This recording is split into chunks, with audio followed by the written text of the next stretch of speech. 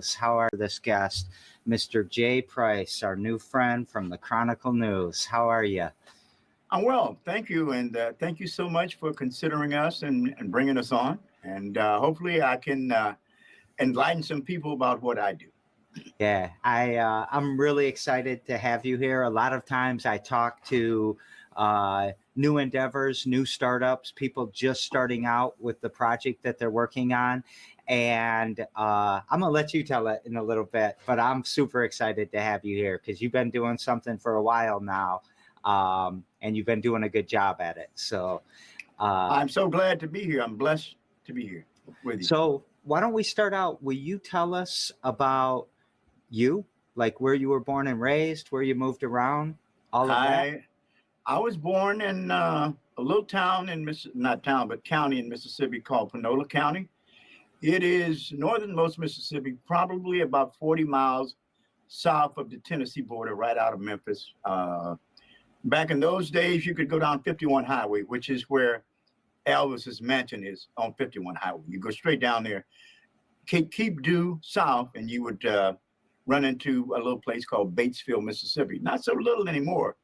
They've got ShopRites and they've got all kinds of stores that have come in. Last time I went home, I said, "This is Batesville?" They've got just about every store you can think of there, but it's in northernmost Mississippi, and that's where I was born in. And I think from there, you headed to Chicago? Yeah, well, after most of the family either graduated or they got jobs in Chicago because we had relatives there, and they bring them up, they'll get them into, well, I think we had people at Western Electric, we had some people working at a book company called Follett Books. It was like a book warehouse and depository, and we had several other factories that some of our relatives went with. Eventually, everybody had left northernmost Mississippi and either migrated to Chicago or they didn't get a job in Chicago. They went 90 miles north to Milwaukee. So that's where the bulk of my relatives are, Chicago. And this must have been in the when you were moving, late 50s or early 60s? Late 50s, like 1958. 1958, yeah. So you went to Chicago. I went to Chicago on the west side, and my grandmother was raising me, my grandmother and my grandfather. When I got to Chicago, you know, the room is a lot tighter than it is in Mississippi. So my grandmother and grandfather didn't have enough room for me. So naturally, my mother took me, and I was lucky because, you know, there's apartment complexes in Chicago. My mother lived on this side of the building. My grandmother and grandfather lived on that side. So either way I went, if I didn't want what my mother was cooking that day, I went and ate with my grandmother. So I was lucky. Yeah. And I think that eventually you got into broadcasting, right?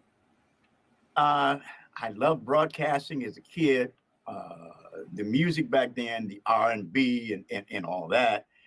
I would say as a kid, I was attracted to radio and broadcasting like the kids are now to the computers and the electronic gadgets and stuff like that. I was really into broadcasting. Eventually, I had a shortwave radio. I had a good radio where I could pick up stations out of Chicago because Chicago only had one urban station back then. But back in the day, I had a radio that would pick up Randy. You might not know Randy, but a lot of older people will remember Randy's out of, I think it was out of, they said Nashville, but actually it was Gallatin, Tennessee.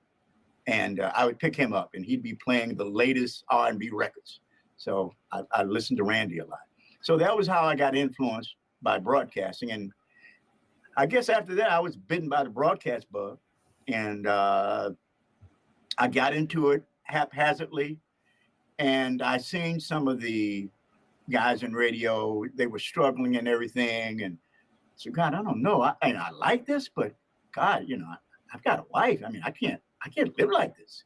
So I went back and got my degree from Columbia College in broadcasting, advertising, and marketing. I said, now this will give me an edge because there's not many black guys, and we're talking about probably mid-70s, that knew what I knew. I mean, I knew advertising inside and out. I knew the A's and B's of it.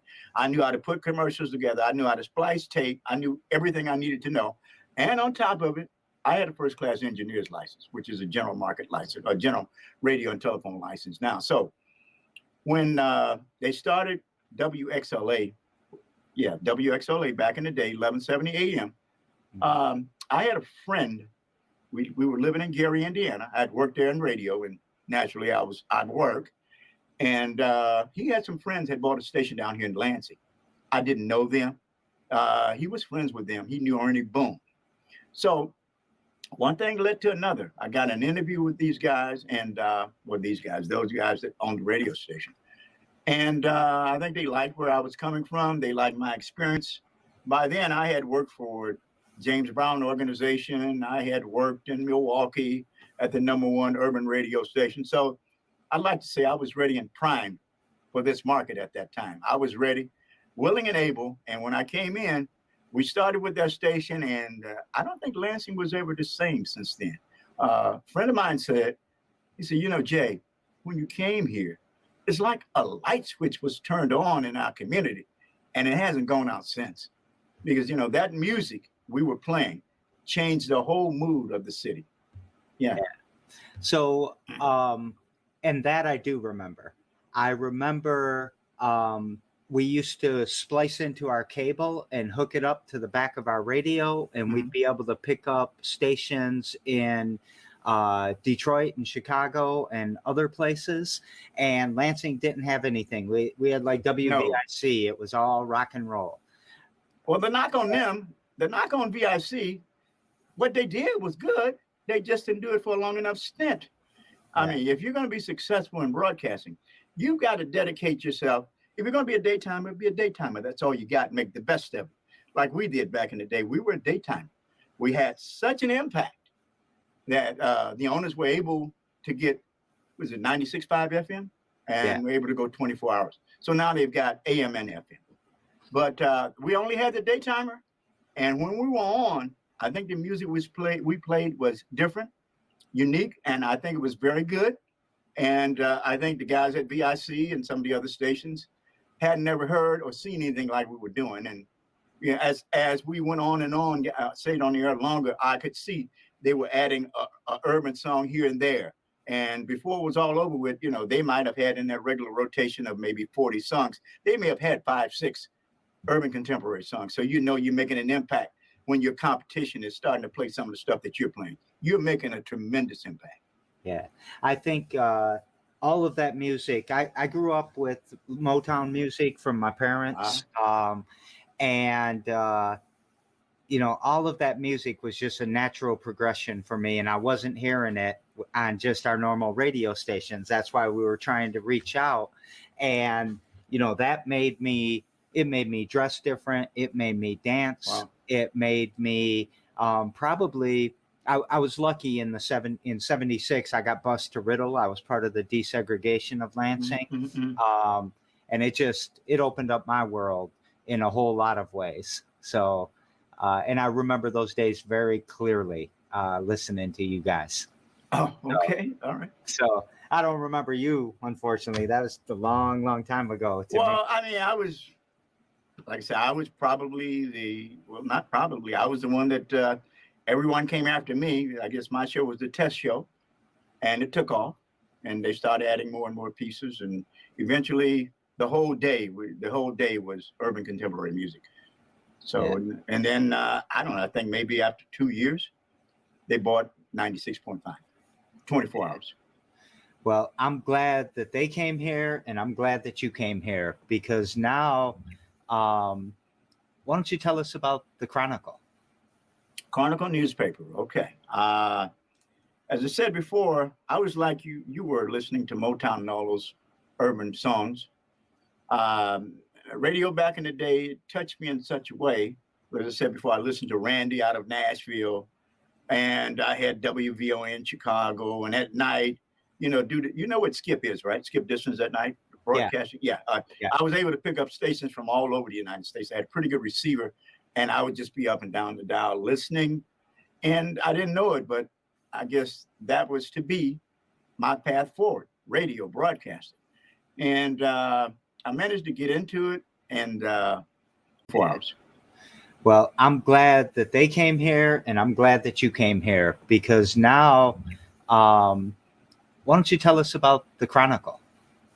Chronicle Newspaper. Okay. As as I said before, I was like you were listening to Motown and all those urban songs. Radio back in the day touched me in such a way. As I said before, I listened to Randy out of Nashville, and I had WVON in Chicago. And at night, you know what Skip is, right? Skip Distance at night, broadcasting. Yeah. I was able to pick up stations from all over the United States. I had a pretty good receiver, and I would just be up and down the dial listening. And I didn't know it, but I guess that was to be my path forward, radio broadcasting. And I managed to get into it. And I seen some of the people that looked like me, and they were in it, and some of them were having the darndest time. I said, I like the music, but I don't know. I don't think I want to scuffle like that with my family. So I left radio, went back to college at Columbia in Chicago, and I took up all the advertising courses that I could, all the marketing courses. So I had an inside knowledge as to how things were put together at ad agencies. I could create spots. I could do all of that. So that made me even more valuable to a station, because now, not only do I have my engineering license, my first class ticket, as they used to say, and now I understand how to put spots together and write spots and produce spots and splice tapes. I used to say, hey, I was capable of doing everything at a radio station, including taking out the garbage and going to read the transmitter. And a lot of times those transmitters were way, way out in the country. I was able to do that. So I said I could do anything at radio from A to Z. And so, I felt pretty good about it. I said, well, I got a shot, and I may be able to make a career out of this. So that's what I did. Yeah. So, but the Chronicle newspaper, you started that 35 years ago, right? Yes, I got into the Chronicle because I don't know if you follow radio. I guess you probably do. If you notice, and this is probably because of the way the rating services are. I think back years ago, we had Bert's Report. We had Arbitron. I think Arbitron was every 6 months. Bert's Report was quarterly.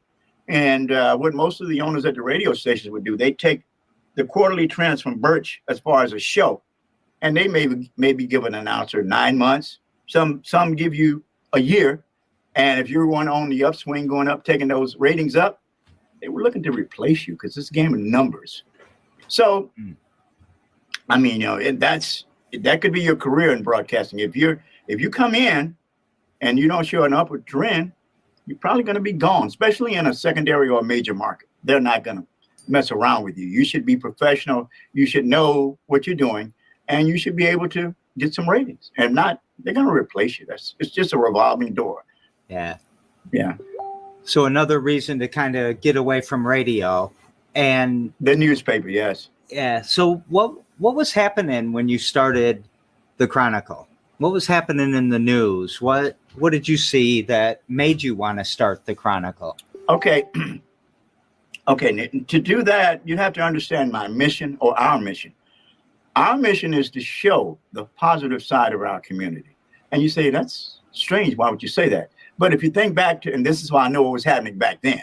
If you think back to the 80s back then, you seen African-American men, and you'd see them jacked up, handcuffs up against the police car, and the lights glaring, and that's what you see. And I said, well, God, I don't think I want to have a newspaper that's printing that, because, some of the daily papers, they already do that. I don't want to compete with them.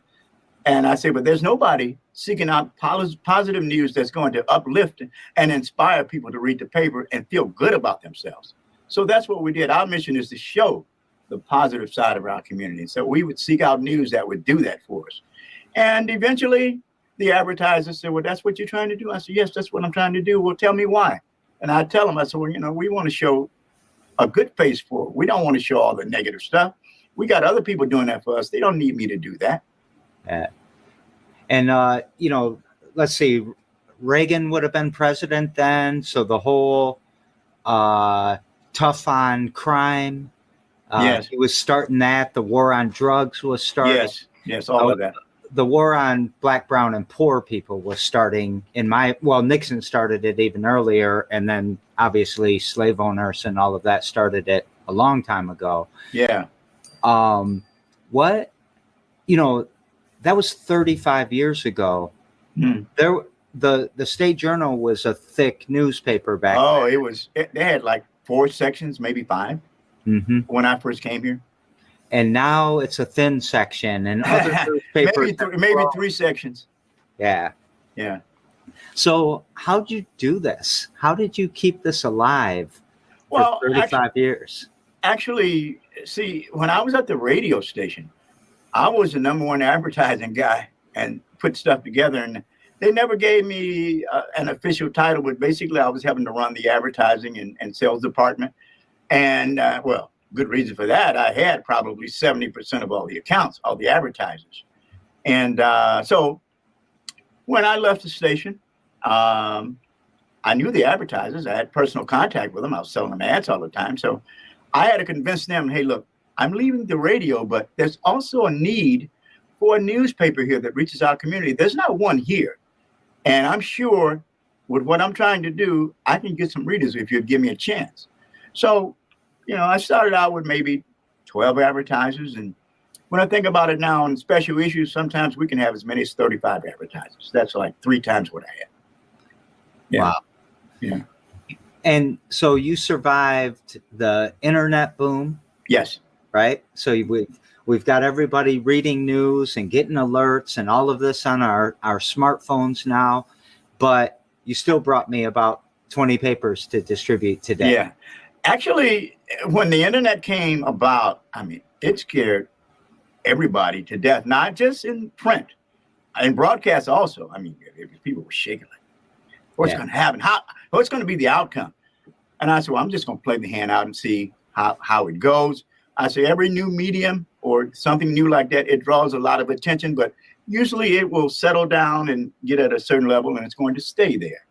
And I said, well, you know, what I do is already a specialty market. I don't see them really trying to compete with me because if they try and compete with me, then they're losing their focus on what they do. So I just let it play itself out. But yes, I was worried. I think more general market newspaper and radio and TV were worried more than anybody else.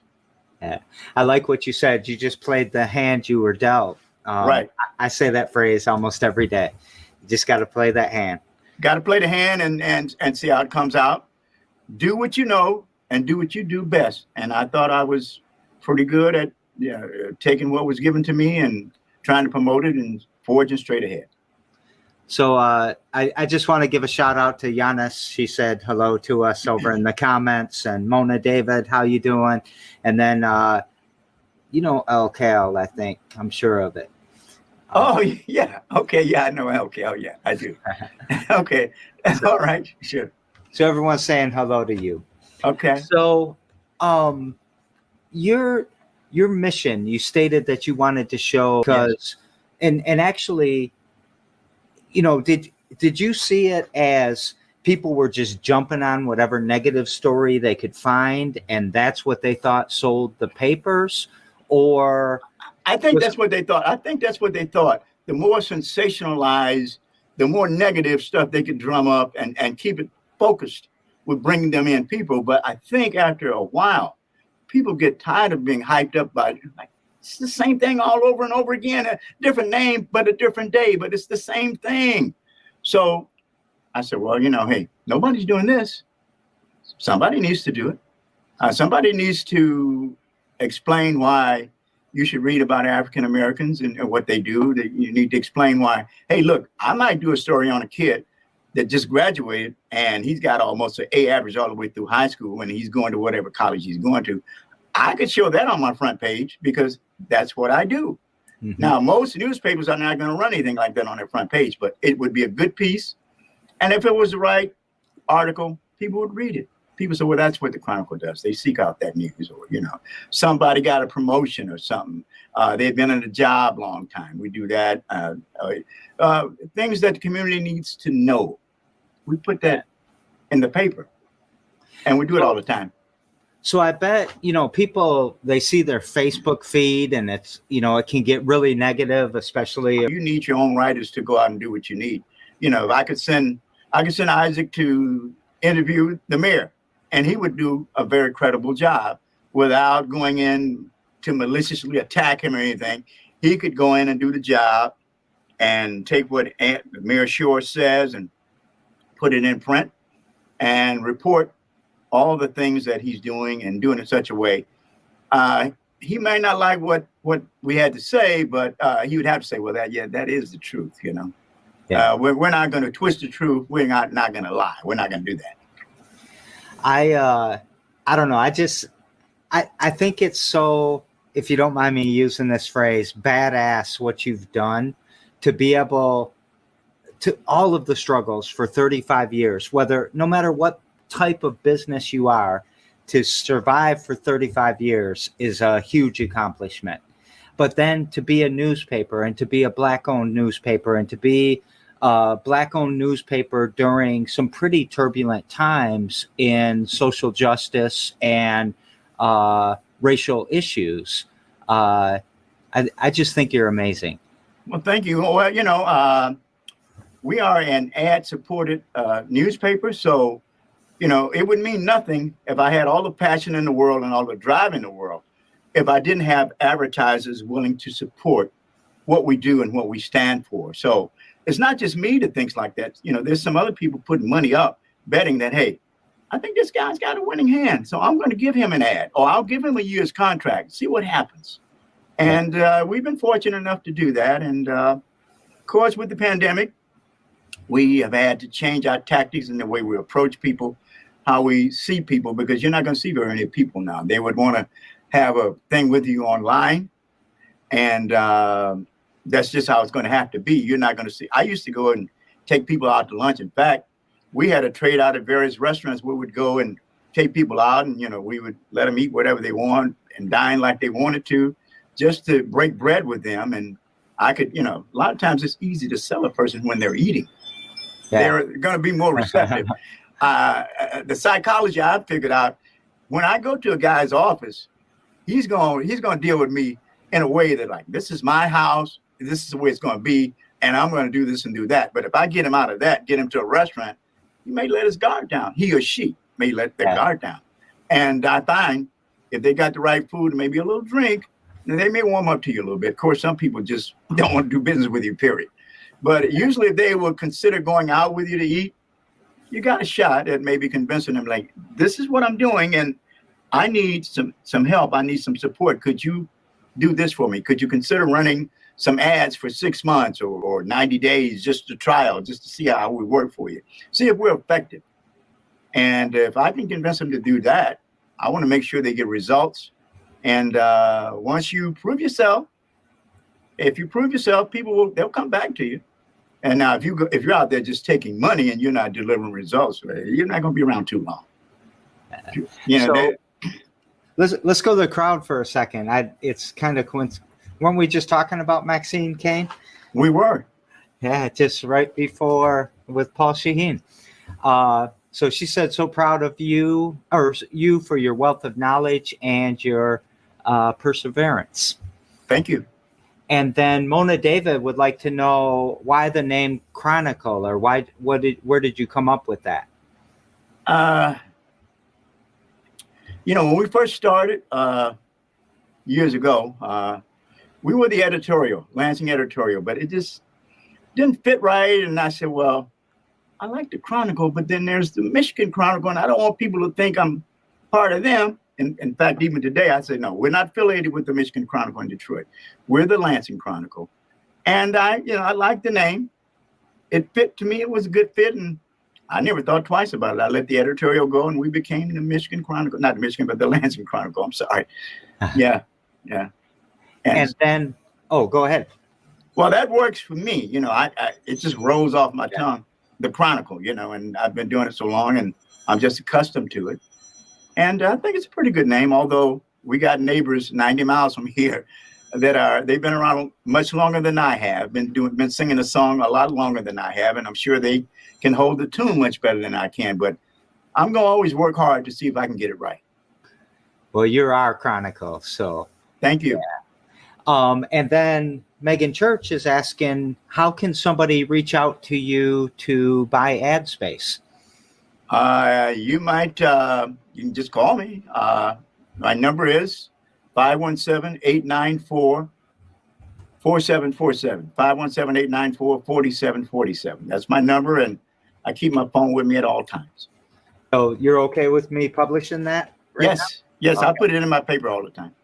Oh, okay. Because I'm more apt to get my phone than I am if I'm riding around to try and get on a computer before I've been killed myself or somebody else. So I can get the phone and I can put it on speaker and I can drive and carry on a conversation. All right. That works for me.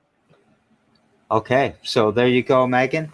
So what's something you do every damn day to push the needle forward in showing those positive stories, the mission of the Chronicle News? Well, I'm an early riser. I did that morning drive for so many years. So I was used to getting up, as they say, at the crack of dawn. I had to get the station on. Well, it depends on if it was an AM daytime station. That means our time fluctuated sun up to sundown. Certain part of the summer, I think, we were going on the air as early as 5:15 in the morning, 5:30. So that means I probably was up at 4:30. I had to have my coffee, reflect on what I was doing. I had to get the paper from the night before so I could, be enlightened with what's going on in and around me, so that when people call me, I could say, hey, look, well, this is what I got from that story. And I read it, yada, yada, yada, because, I had to be, as a morning drive personality, you had to be aware of what was going on in your environment, in your community. I had to know what the roads were like up north. I had to know what the roads were like going to Detroit. People listen to me for that, because when a lot of people get up, they're rushing to get to work, they're going to get their coffee, they're struggling to get their clothes on, and they're out the door. But I would have to be prepared and say, look, this is what the weather is. And in case you didn't know it, so and so and so happened last night while you were asleep. And I guess a morning drive announcer has to keep people apprised of what went on the night before and maybe sometime the day before. So you have to do that. Yeah. So that's what I did. Did you always have 3 scoops of sugar in your coffee? Well, yeah, I'm a sugar head. It runs in my dad's family. So we all like sugar. And for me, it was good because the caffeine and the sugar would get me hyped. And that and the fact that when I got in the radio station, I was blasting the music. I know we hired a receptionist from Grand Rapids, and she came in complaining about me in the morning because I was the only person there, 6:30 or 7 in the morning, and she'd get there about 7:45. Jay's got the whole building rocking. I mean, he's playing the music, and the windows are rattling. And she complained to the owners, and the owner came in. Jay, I said, look, here's the way it is. I don't mean anybody any harm. I don't want to just hear the music. I need to feel the music, so that the music gets in me, and then I can transmit my feelings to my listeners. And that's what I was trying to convey.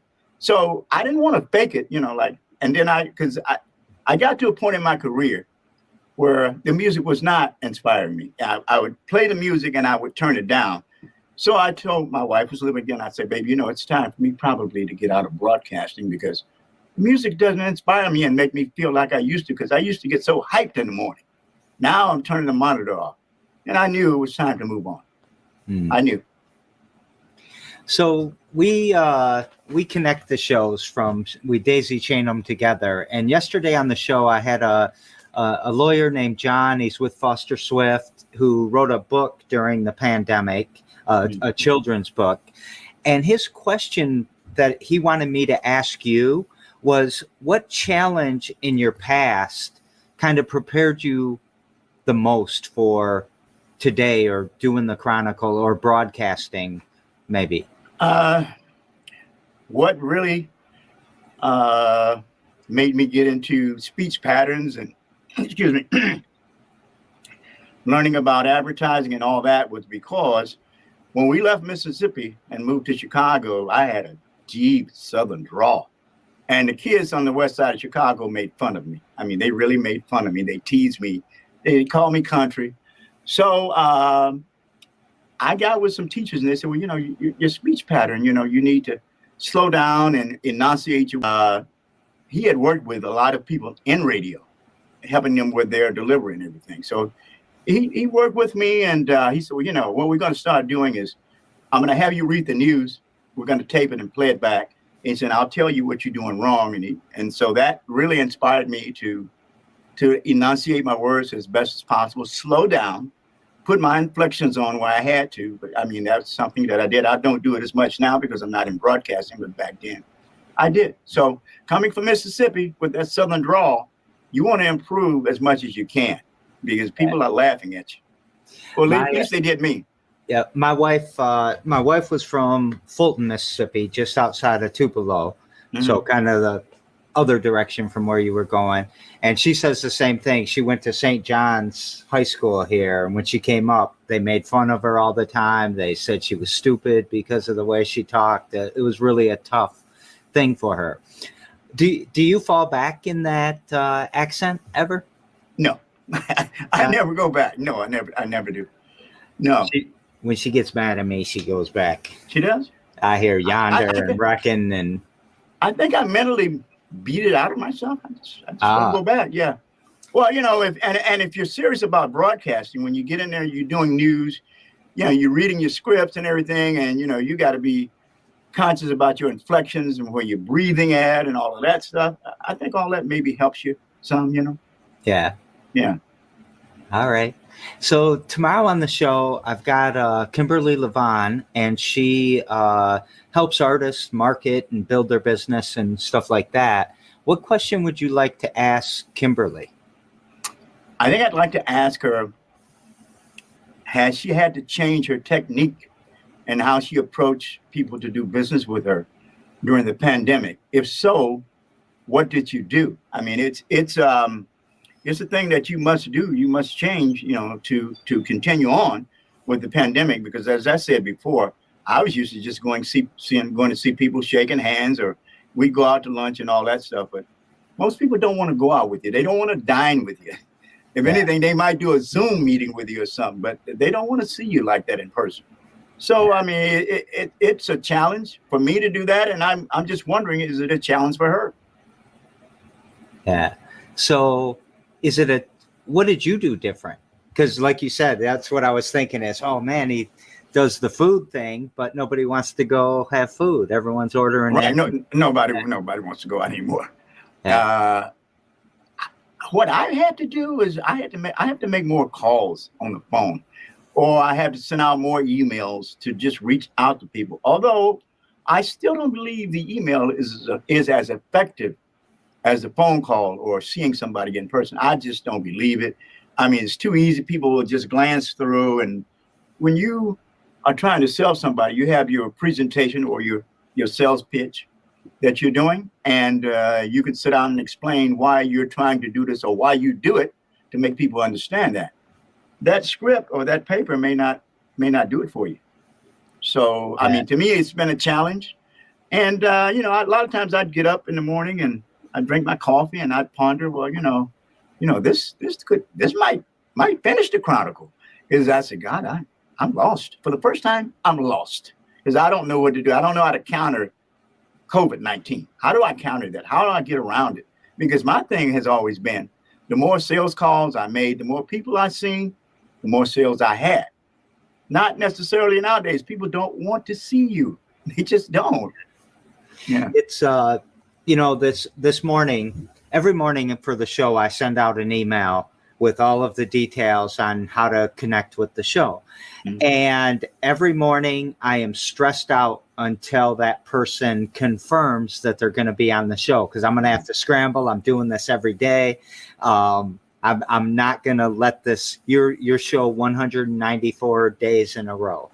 Wow. So I don't want it to fail before I get to 365. And even when they send me an email, I'm still nervous about it. You called me this morning. You left me a voicemail because I was on another call. But when I heard your voice and when I called you back, no worries. I knew you were going to be here. I'll be here. I won't miss this opportunity. I wouldn't miss it for the world. Yeah. So I really appreciate that. And Maxine, I'm going to add another part to that question. What keeps you motivated to push on through all of this? I would say there's something inside of me that motivates me to do it. I've done it so long. And actually, at my age, I don't know anything else that I'm good at. So I do that and I push on. God, if I had to change careers now, I'd be lost. I'd just be lost. But and I think I'm pretty good at this. And I understand the medium, and I know how to put together proposals, and if I don't know how to do something, I know how to seek out and get the help that I need. So this is it for me. This is what I'm going to do. Thanks for the question, Maxine, and thanks for the nice answer, Jay. Oh, thank you. So what is happiness to you, and are you happy? Yeah, you have to ask yourself that. What really motivates you? What makes you happy? I have my son and my daughter, and those two motivation. Now, my daughter and I are constantly bickering with each other. Well, we do, but I love my daughter immensely, and I love my son the same way, and my grandkids. So they are my world. They are my motivation, and that's what keeps me going. I'd like to say it's the money and everything, but at my age, it's not the money. The work keeps me going. I'm inspired to do what I do. I love doing what I do, and I wouldn't want to do anything else. Are you happy? I think I'm as happy as I can be. I've often asked myself, since my wife passed, I think it's been maybe 2.5 years. I don't keep up with time. That's keeping up with something like that is not a good, to me, it's not a good thing, but it's been maybe 2.5 years. And I asked myself, I said, God, well, my wife did this paper till maybe 3 weeks before she died. And I think she was pretty good at it. She laid it out in such a way. I always thought it was very professional. I could present it to advertisers and they say, well, who does your paper? I said, my wife does my paper. Yeah. And she was a computer programmer, but she learned to put the paper together pretty well. And people would accept it. And I was able to sell ads. And yes, I'm pretty happy. I don't know if anything else would make me any happier. I've got my family, and for my age, I'm relatively healthy, so I'm very happy. Yeah, and my condolences. Mona's saying the same thing out there about your wife passing. Do you feel like she's still working with you today? I mean, is she still there? Now we were married a long time. We were married, I think, 45 years, something like that. And we grew up in the same building. We went to the same grammar school. Some kind of way we split up high school. We went to the same high school, John Marshall in Chicago. But I had to work, so they gave me an early schedule. And I would be there when the bell first rang. My first class was at about 7:45 in the morning. And I would get out about 11:50 to go home and get ready, because I had a full-time job. As a kid, I worked 40 hours a week at Brock's Candy. Every time I see a bag of Brock's Candy, it takes me back when I was in high school. So I was working full-time. I had to do it. My mom was on welfare. And I was going to help my mom all I could. And I wasn't going to wear, and I'm not putting anybody down, but I just wanted to have, when I went to school, I wanted to be in a nice shirt and a pair of pants, So I had to have money to do that. So I did that. Yeah.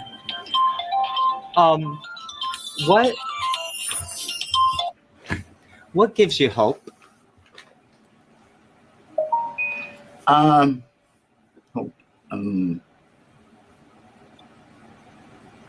guess if you don't have hope, pretty much giving up. You got to have hope. I mean, even when you get beaten down, if you don't have something inside you that says, hey, look, it's going to be all right, you got to suck it up. You got to suck it up, and tomorrow you'll feel better about it. So something inside me keeps me hopeful. And when I think about, all the nights, my wife stayed up all night trying to put that paper together because we had a deadline to meet. She might stay up a day and a half doing that paper. She did that much sacrificing for me, and pretty much made our business a family business. It's not just me doing it. Yeah, you see me out front, but my wife was behind the scenes. And now I've got my daughter. She helps me. And my son, he usually does, well, when there's churches, he does the churches. He does delivery, and he takes it to all the stores and everything. So we all have a niche and a part. So, I got my family business, and I'm pretty happy. Most people looking to get in business, they don't have an idea or a clue how to do it. I did it without very much money at all, but I had a knowledge of broadcasting and advertising, and I put that together with my wife's ability to lay the paper out. And so what you see is 35 years of the Chronicle now. So, is there anything we forgot to talk about, or anything you want to make sure we talk about? Well, I mean, you mentioned about my speech pattern. And And even in grammar school, I had some teachers would say, you just need to pronounce your stuff a little bit better, because I know there's a lot of people that move from the South. They have the Southern drawl, or their speech is very bad. Well, not bad, it's different. Mhm. And I just had to work to get it right, and I think I'm okay now. I don't think you hear very much of the Southern drawl now. So that may have been what made me go into broadcasting, to prove that, hey, look, I can do this thing. I can speak like anybody else, and I can get my message across. I can get my point across, and maybe that's why I did it. I don't know.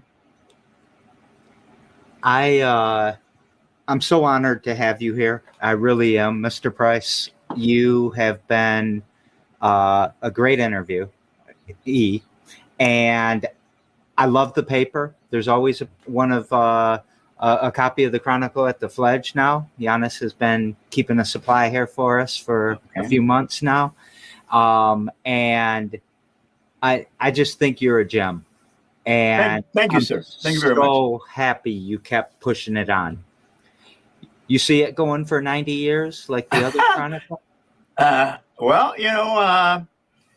I know I'm not going to be around that long, but maybe, hopefully, if I leave, hopefully my son or daughter, or maybe the both of them, will collaborate and keep it going. That would be my hope, since it is a family business. And my hope is that this can be a tool to help get some of my grandkids in college, to motivate them, and hopefully maybe we can help provide them some money or revenue to do that with, because of the paper. Maybe I'll be interviewing Jillian in 20 years. Now that would be something. It would be something. Jillian is my granddaughter, and that's Giannis's firstborn. Yeah. Yes. Thank you, sir. Hey, I listen appreciate it very much. Thank you for the time, and chatting with you. You've taken me back down memory lane, and I don't really a lot of times take time to even think about all those things that I've done, and I've done quite a few things. So thank you for refreshing my memory. I wish I could talk to you for hours. Okay. All right, everyone. Every damn day at 2 p.m. We'll have Kimberly Levon on tomorrow. And don't forget, we've got 99 Problems, But a Pitch Ain't One tomorrow at 9 a.m. So we will see you all later. Thank you, sir. Thank you. Bye-bye.